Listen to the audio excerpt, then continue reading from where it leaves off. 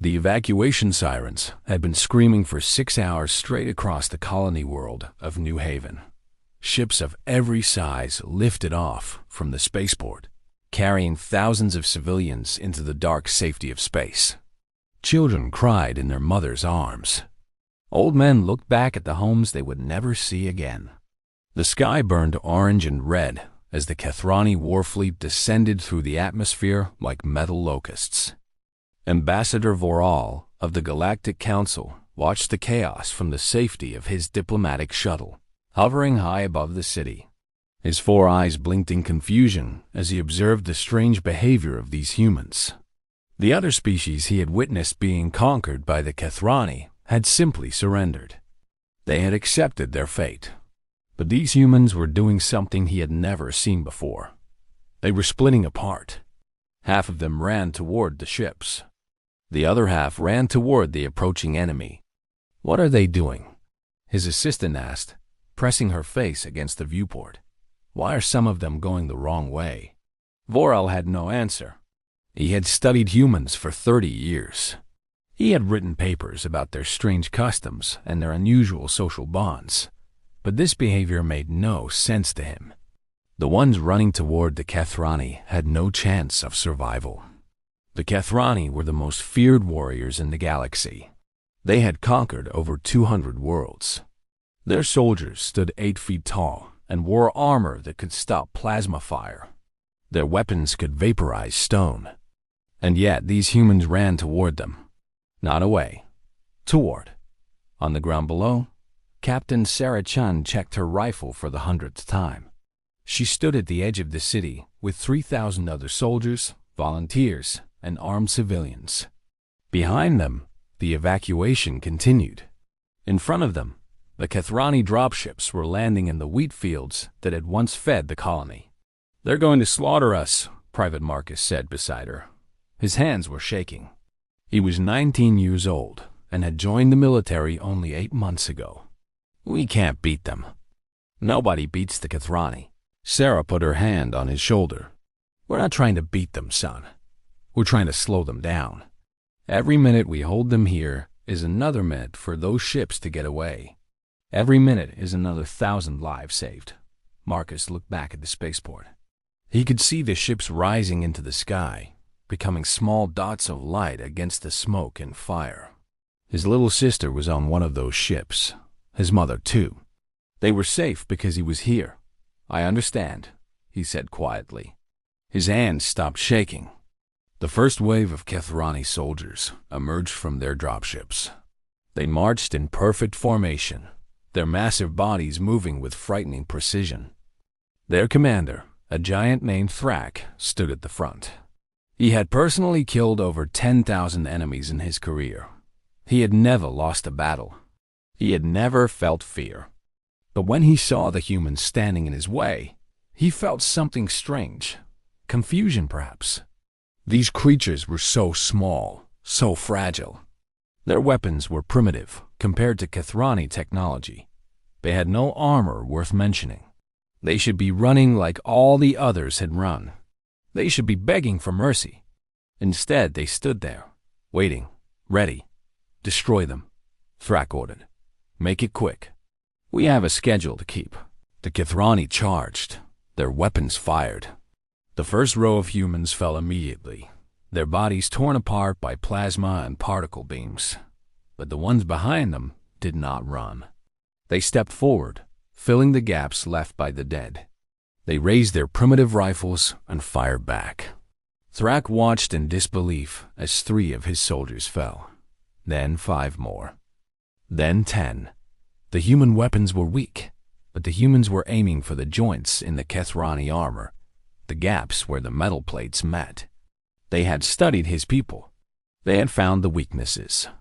The battle became a grinding nightmare. For every human that fell, another took their place. For every Kethrani that died, the humans cheered and fought harder. They used the buildings as cover. They used the streets as traps.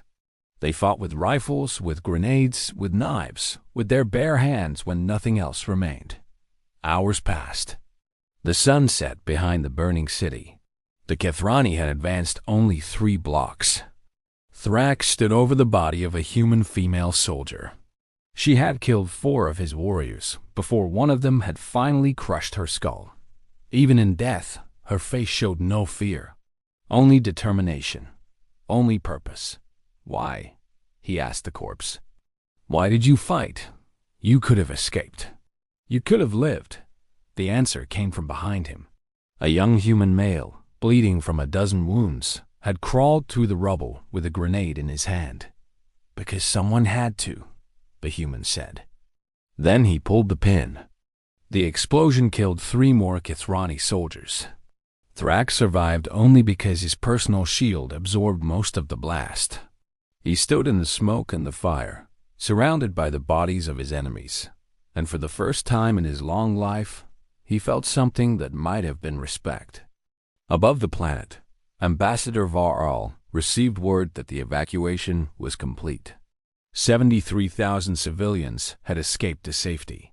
73,000 lives saved because 3,000 humans had chosen to stay behind and die.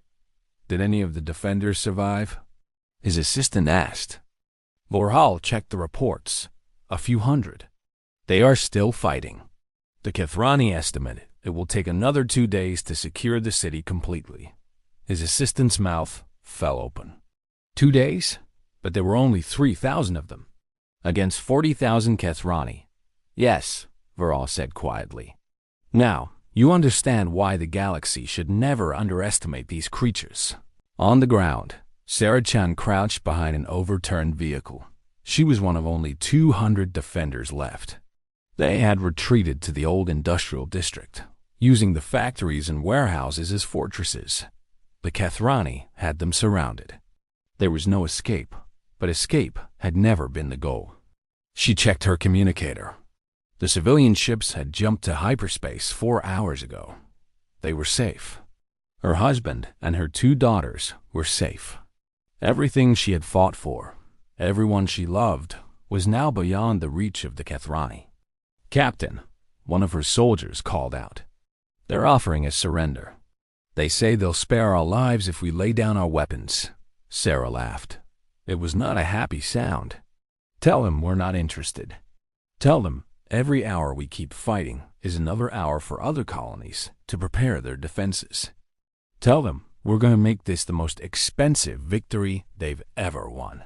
The soldier nodded and went back to his position. The night was long and bloody. The Kethrani brought up heavy weapons and began demolishing the buildings where the humans were hiding. The defenders moved through the ruins like ghosts, striking from unexpected angles, vanishing before the Kethrani could respond. They set traps.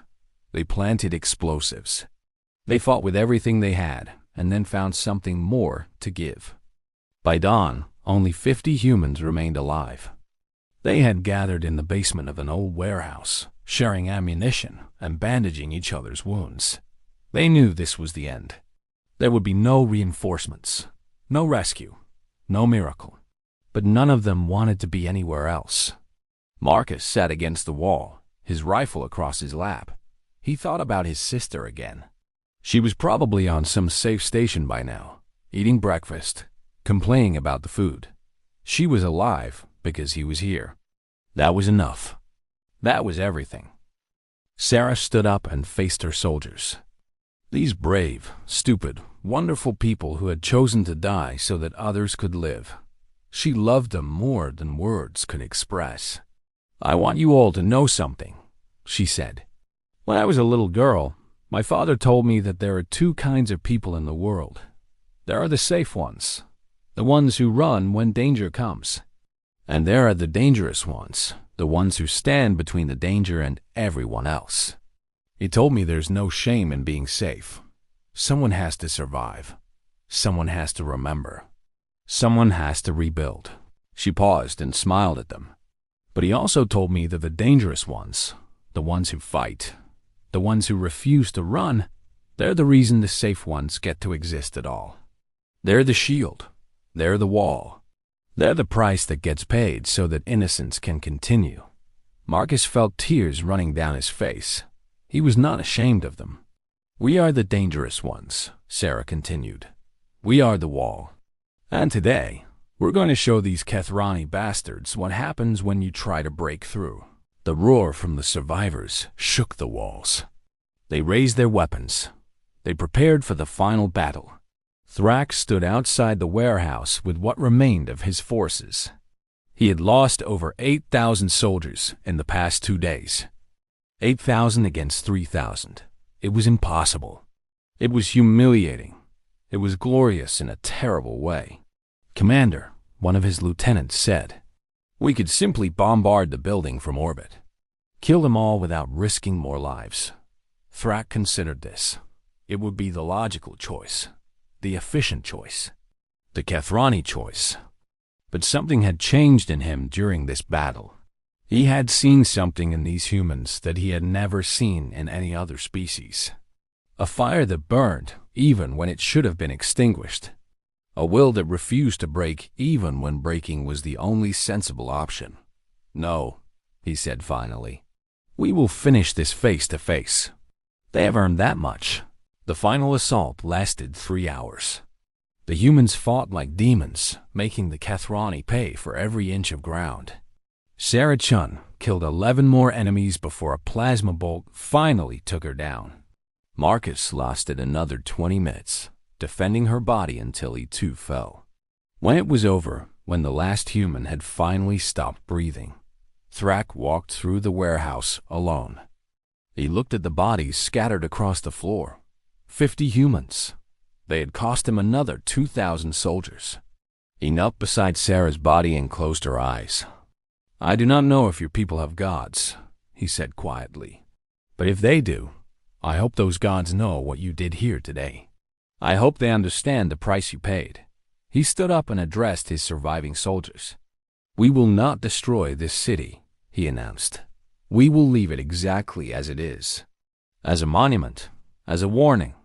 Let every species in the galaxy know what happened here. Let them know what these humans did.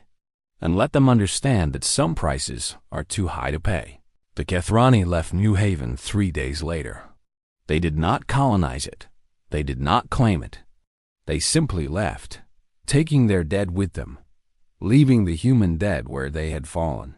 Years later, when other species asked why the Kethrani never attacked human space again, Thrak would tell them the story of New Haven.